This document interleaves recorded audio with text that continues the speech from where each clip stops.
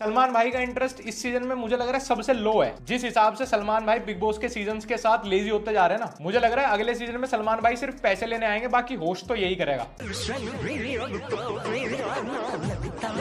अगर किसी को इस देश में सबसे ज्यादा वर्क फ्रॉम होम की जरूरत है ना, तो वो सलमान भाई को है। हर साल बिग बॉस वाले एक नया सीजन देते हैं, इस बार उनको रीजन देना पड़ेगा कि ये वाला शो क्यों किया। इतना ठंडा तो बच्चा होने के बाद एक दूसरे को लेके कपल्स नहीं होते। तो खैर आओ चलो वीडियो का वॉच टाइम बढ़ाते हैं, बात करते हैं इस बार के बिग बॉस के कंटेस्टेंट के ऊपर। तो सबसे पहले हमारी यूट्यूब कम्युनिटी से UK07 भाई गए हैं बिग बॉस में। मुझे लगता है कि अनुराग भाई को अपने गेम से ज्यादा अपने बालों की चिंता होगी कि भैया बिग बॉस के अंदर इतने बड़े बालों की केयर कैसे करूंगा। पर खैर इनके हेलो फ्रेंड, एक नया वीडियो में आपका फिर से स्वागत है। फाइनली आ गया है भाई लक्ष्य चौधरी चैनल से वीडियो। हाँ जी, बहुत ही ज्यादा मजेदार वीडियो है। अगर भाई वीडियो आप लोग को थोड़ा सी मुस्कुराहट देता है, थोड़ा सा यहाँ पे आप लोग को मनोरंजन करता है, तो भाई वीडियो कर दीजिएगा लाइक, चैनल को भी सब्सक्राइब कर लीजिएगा, क्योंकि हम लोग ऐसे एंटरटेनमेंट वीडियो हर रोज आप लोग के लिए लाते रहेंगे। तो भाई चलते हैं वीडियो में आगे बढ़ने से पहले, वीडियो का लिंक आपको डिस्क्रिप्शन में मिल जाएगा। तो भाई चलते हैं वीडियो में आगे बढ़ते। अरे लक्ष्य, ये देखो भाई बहुत ही ज्यादा मजेदार वीडियो है। ले ली है। अरे लक्ष्य भाई बिग बॉस देख रहे हो क्या? हाँ भाई बिग बॉस क्या बात है भाई। तो फुकरा के आर्गुमेंट्स बहुत बढ़िया है इस बार पूजा भट्ट के साथ। वो नहीं भाई, नया सीजन स्टार्ट हो गया। फिर से नया बिग बॉस शुरू हो गया क्या? कल ही तो OTT देख रहे। ये कलर्स वाले क्या कर रहे हैं भाई? रोज सुबह उठो, नहाओ, नया बिग बॉस बना दो। अब तो रोज सुबह उठ के मैं खुद कंफ्यूज हूँ कि बिग बॉस देखूं या मैच देखूं, क्योंकि हमारे देश में अब 365 में से 665 दिन तो यही चल रहे हैं। हर साल बिग बॉस का नया सीजन आते ही भारत सरकार का बड़ा फायदा होता है, क्योंकि बिग बॉस के फैन पेजेस की काउंटिंग से उनके पास एग्जैक्ट डेटा हो जाता है देश में खराब पेरेंटिंग का। सरकार के पास बिल्कुल एग्जैक्ट नंबर है कि कितने घरों का फ्यूचर एकदम अंधेरे में जाने वाला है। और बांटो इनको राशन की दुकान पे फ्री आटा दाल चावल, ये उसकी खिचड़ी खा के रोज फैन वॉर शुरू कर देते हैं। अब सीजन स्टार्ट होते ही लोगों ने मेरे से पूछना शुरू कर दिया, भाई आप किसके साइड हो, आप किसके साइड हो? तो मैं इस सीजन में भी अपने favourite big boss contestant Salman Khan के साथ ही हूं। सबसे बढ़िया वही खेल रहे हैं शुरू से। हर साल अपने पैसे बढ़ा देते हैं और काम घटा देते हैं। मुझे लग रहा है बिग बॉस के 22वें 23वें सीजन में तो सलमान भाई 2-3 करोड़ रुपए में सिर्फ हेलो नमस्कार आदाब बोलने ही आएंगे बस। मैंने तो ये भी अफवाह कहीं से सुनी थी कि इस सीजन में जॉनी सिंस आ रहा है। अरे जॉनी सिंस की क्या जरूरत है, ये सीजन तो अपने आप ही।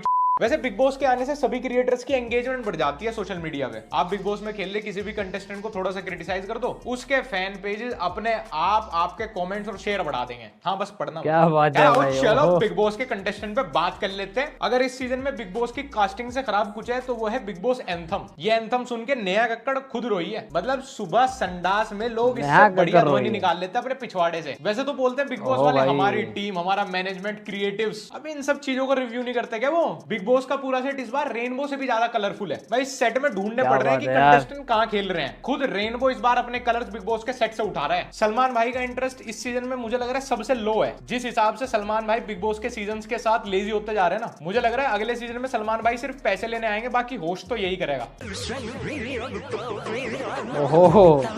अगर किसी को इस देश में सबसे ज्यादा वर्क फ्रॉम होम की जरूरत है ना, तो वो सलमान भाई को है। हर साल बिग बॉस वाले एक नया सीजन देते हैं, इस बार उनको रीजन देना पड़ेगा कि ये वाला शो क्यों किया। इतना ठंडा तो बच्चा होने के बाद एक दूसरे को लेके कपल्स नहीं होते। तो खैर आओ चलो वीडियो का वॉच टाइम बढ़ाते हैं, बात करते हैं इस बार के बिग बॉस के कंटेस्टेंट के ऊपर। तो सबसे पहले हमारी यूट्यूब कम्युनिटी से UK07 भाई गए हैं बिग बॉस में। मुझे लगता है कि अनुराग भाई को अपने गेम से ज्यादा अपने बालों की चिंता होगी कि भैया बिग बॉस के अंदर इतने बड़े बालों की केयर कैसे करूंगा। पर खैर इनके पास बाल है। कमजोरी UK07 भाई की स्ट्रेंथ है खाना। लोग बिग बॉस के घर में खाना खाने पे लड़ते हैं, लेकिन ये तब लड़ेंगे अगर इनको कोई खिलाने की बात करेगा। सच बता रहा हूँ भाई, सुबह से शाम तक एक डब्बा फ्रेंच फ्राइज पे जी लेता है। और मुझे टेंशन इनके खाने नहाने की नहीं है, बल्कि इनके मेंटल हेल्थ की है। नहीं, घर के अंदर कलेश होंगे, उससे इनकी मेंटल हेल्थ पे कोई फर्क नहीं पड़ेगा। वो बाबू भैया को और 15-20 दिन में मीटअप करने की आदत है ना, वरना इनका मन कच्चा कच्चा सा होने लगे है। अभी तक यूके भाई बिग बॉस 17 में उतने ही दिखे हैं जितना कि मैं। और गम मुझे सबसे ज्यादा इस बात का है कि ये मुझे लास्ट मंथ 2 बार मिले और मैंने इनके साथ एक भी रील नहीं बना के रखी, वरना वो अपलोड करता ना स्लोमो में चलते हुए पीछे देसी गाना बजाते हुए 5 मिलियन कहीं नहीं गए थे। इतने तो बिग बॉस के एपिसोड पे आ भी नहीं रहे। एक वैसे यार मुझे पीजे आ रहा है, पीजे मार दूं। UK07 भाई ने बिग बॉस के अंदर मार दो भाई, मार दो। क्यों बताऊं? क्योंकि इनकी सारी गाड़ी डीजल की है, और अगर 3 महीने गाड़ी खड़ी रहेगी तो उसका डीजल इंजन खराब हो जाएगा। फिर अगला कंटेस्टेंट है मुनव्वर फारूकी। मुनव्वर भाई की वजह से इस बार बिग बॉस के घर में जेल नहीं रखी गई है, क्योंकि बिग बॉस वाले उनको नॉस्टैल्जिया नहीं देना चाहते। जेल जाने के बाद अक्सर लोगों की सक्सेस पे फुल स्टॉप लग जाता है, बट मुनव्वर पहला ऐसा बंदा है जिसको जेल ने ही सक्सेस दी है। अभी मैं वालों की बात कर रहे हैं तो मैं से मुझे याद आया इस सीजन में मन्नारा चोपड़ा भी है। जैसे जीप रैंगलर और जिमनी है, जैसे इनोवा और अर्टिगा है, वैसे ही प्रियंका चोपड़ा और मन्नारा चोपड़ा है। इनके पास बिग बॉस में आने के लिए सिर्फ एक ही क्वालिटी थी, वो है इनका सरनेम। इन्होंने भी बॉलीवुड में उतनी फिल्में की हैं जितनी की मैंने। बिग बॉस के घर में इस सीजन अगर सबसे ज्यादा कोई लड़ने वाला है तो वो मेरे हिसाब से अब तक जो मुझे लग रहा है वो क्वीन चोपड़ा ही है। लोगों के कजन्स अक्सर उनकी कामयाबी देख के उनको इग्नोर करने लगते हैं। मनारा ऐसी पहली बंदी है जिनके कजन्स खुद कामयाब हो गए इनको इग्नोर कर रहे हैं। इनके अलावा इस सीजन में आए हैं बादशाह के कपड़े पहन के अपने तहलका प्रैंक भाई उर्फ सन्नी आर्या। तहलका भाई की बियर्ड के पीछे छुपा उनका फेस आज तक अपने आप में गुत्थी है, वो उन्हें भी नहीं पता। भाई अपने ब्लॉग में जब सलून पे जाते हैं तो उस वीडियो का टाइटल फेस रिवील रखते हैं। अभी जिन लोगों ने नहीं देखा मैं उनको तहलका भाई की पर्सनैलिटी कैसी बताऊं। मान लो अगर बादशाह, टेक्निकल गुरुजी और 3 भाई होते ना तो उसमें तीसरा भाई तुम तहलका लगा लो। तो तहलका भाई जो है वो यूट्यूब पे बड़े शानदार प्रैंक्स बनाते हैं। अपार्टमेंट के अंदर आके मेरे को मारने की बात कर रहा था, आधा घंटा अभी तक तो आया नहीं है। भाई साहब कह रहे थे 20 मिनट में गाड़ी लग जाएगी मेरी। भाई वेट कर रहा है यार। क्या बदमाशी है भाई? हाँ भाई यहाँ क्या बदमाशी है? क्या बोल रहे हैं? और तहलका भाई तेरी यार ओ बदमाश भाई। निकले। मैंने तो सुना था तुम प्रैंकस्टर हो। गले मिलो कोई ना भाई हो यार, आपस में लड़ा थोड़ा है भाई। अरे तहलका भाई अब तुम ऐसे प्रैंक करोगे क्या? ऐसे प्रैंक करोगे क्या? मैं डर गया था यार, मुझे लगा बदमाशी शुरू हो गई। सन्नी भाई तुम घर के अंदर ऐसे प्रैंक बिल्कुल मत करना वरना हाउसमेट्स डर जाएंगे। नहीं प्रैंक से नहीं, तुम्हारी एक्टिंग से। बिग बॉस के एडिटर्स कट मिल लगाते हैं भाई खराब एक्टिंग पे। वैसे इस साल अगर मुझे जेन्युइनली किसी से थोड़े बहुत एंटरटेनमेंट की उम्मीद है तो तहलका प्रैंक ही है। और बिग बॉस के घर में हर साल कोई क्रिंज ना आए, ओवर क्यूट बनने की एक्टिंग ना करे, ऐसा हो सकता है क्या?